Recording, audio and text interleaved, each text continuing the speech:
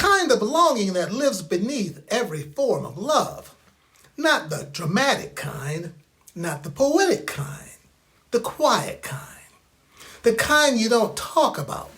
The kind you feel in the middle of the day when nothing is wrong, but something in you is reaching. Today I want to show you the architecture of that longing and why it's not a flaw but a compass. Longing is another misunderstood emotional experience.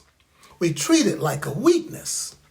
We treat it like a sign that something is missing or broken. But longing isn't emptiness. Longing is direction.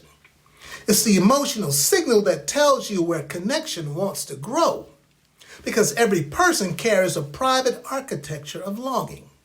A structure built from memory, hope, and identity. And the quiet truth we rarely say out loud. And if you've ever wondered why certain relationships feel magnetic, or why certain moments feel like they open something inside you, it's because they touch that architecture. Because longing begins with recognition. And not recognition from another person, recognition from yourself. It's the moment you feel the distance between where you are and where your heart is trying to go. That distance is not a problem, it's a map. It's the emotional horizon line that tells you what matters now.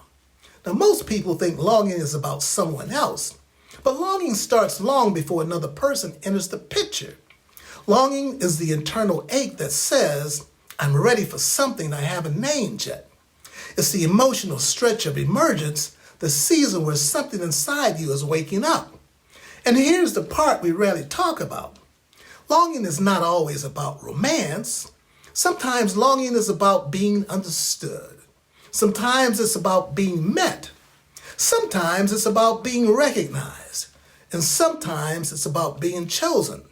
Other times it's simply about being seen in the way you've always hoped someone would see you.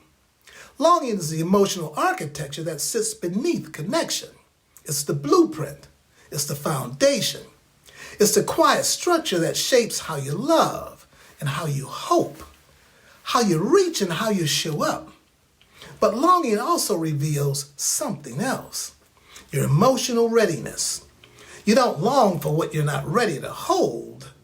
You don't long for what you're not ready to grow. Because longing is the signal that your emotional landscape is shifting, that something in you is preparing for deeper connection. And this is where the architecture becomes important, because longing has layers.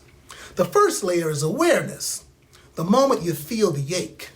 The second layer is orientation, the moment you realize what the ache is pointing to. The third layer is capacity, the moment you understand what you're actually ready for. And the fourth layer is movement, the moment longing becomes action, not just feeling. Because most people get stuck in the first layer. They feel the ache, but they don't know what to do with it. They think longing means something's wrong. They think longing means they're behind. They think longing means they're missing something everyone else has figured out. But longing is not a deficit. Longing is a doorway.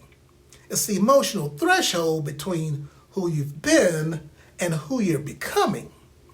It's the quiet pull of your future self.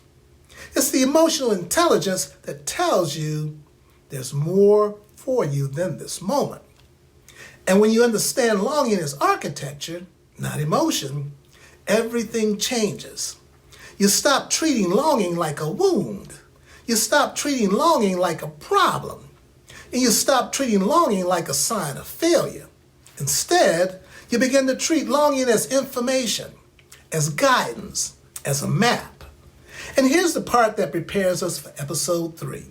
Longing is not just personal. Longing is relational. Longing is communal.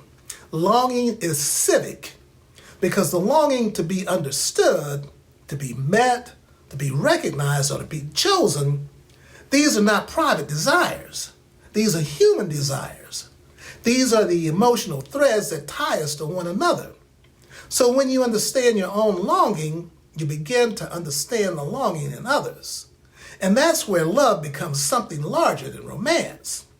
That's where love becomes a civic force, a way of seeing and a way of meeting, a way of recognizing the humanity in the people around you. Because longing is the emotional architecture that prepares you for that kind of love. So if you feel longing right now, don't rush it.